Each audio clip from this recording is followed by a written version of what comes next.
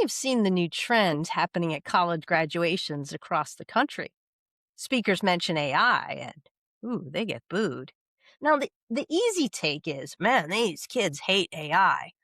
But there's much more nuance going on here. So these are not people rejecting the technology.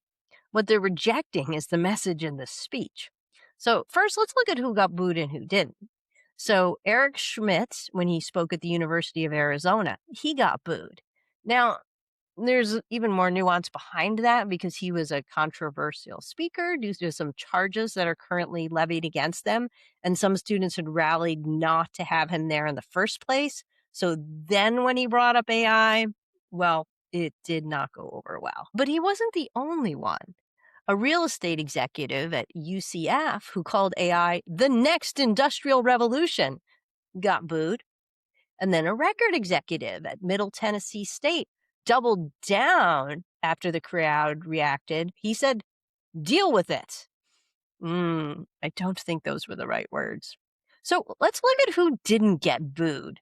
So Jensen Huang when he spoke at Carnegie Mellon, Jan LeCun when he spoke at NYU Engineering, Steve Wozniak at Grand Valley State. They were actually cheered. So they spoke about AI. So the difference isn't the topic, it's the tone. The people who landed well acknowledged that students had real concerns. They spoke about AI as something students could use and shape, not as a wave that was coming whether they liked it or not. So let's look at some more numbers. So 42% of Gen Z believe AI will hurt their job opportunities and their wages.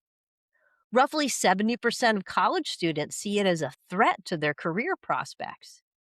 And in the past year alone, Gen Z excitement about AI has dropped 14 points. Anger has risen 9 points. So here's the part that should make every executive pay attention. Even among daily AI users, excitement dropped 18 points in 1 year. These aren't people who don't understand the technology. These are power users.